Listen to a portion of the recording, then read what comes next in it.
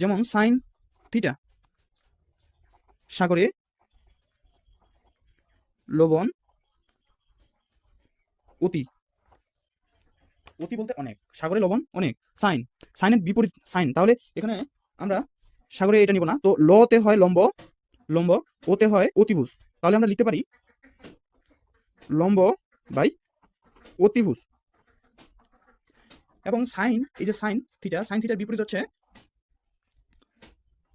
Cosec theta, তো এখানে লিখে দিই কোসেক, কোসেক থিটা, সাইন থিটার বিপরীত হবে কোসেক থিটা। তাহলে সাইন থিটা সমান লেখা লেখা যাচ্ছিল যে লম্ব বাই অতিভুজ, এখন লেখা যাবে অতিভুজ, অতিভুজ, অতিভুজ বাই লম্ব। এই যে দেখেন sine theta, sine theta, sine theta সমান সমান লম্ব বাই অতিভুজ, এবং কোসেক থিটা অতিভুজ বাই লম্ব। আরেকটা হচ্ছে কস, কস থিটা, কবরে,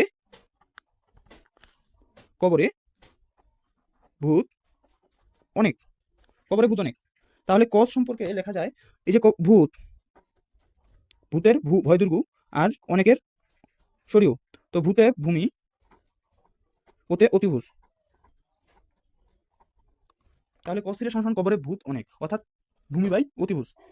এবং এই কসের বিপরীত হচ্ছে সেক থিটা, সেক থিটা, তাহলে আমরা সেক থিটা সমান লিখতে পারি অতিভুজ বাই, অতিভুজ বাই ভূমি।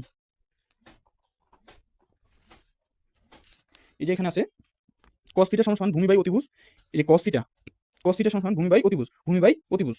এবং সেক থিটা সমান আছে, সেক থিটা সমান আছে অতিভুজ বাই ভূমি, অর্থাৎ কস থিটার বিপরীত। সেক থিটা সমান আছে অতিভুজ বাই ভূমি। আরেকটি হচ্ছে ten, tan theta, tan theta মনে রাখার সহজ কৌশল হচ্ছে টেরা লম্বা ভূত, টেরা লম্বা ভূত। তো এখানে মজার বিষয় হচ্ছে লম্ব বাই, লম্ব বাই ভূমি, এখানে কি আছে লম্ব, তাহলে টেন থিটা, টেন থিটা সমান আমরা পাবো লম্ব বাই ভূমি। আর এই টেন থিটার বিপরীত হচ্ছে কট থিটা, কট থিটা সমান আমরা লিখতে পারি টেন থিটা, যেহেতু আমরা লম্ব বাই ভূমি লিখেছিলাম, আর টেন থিটার বিপরীত হচ্ছে কট থিটা, তো ভূমি বাই, ভূমি বাই লম্ব।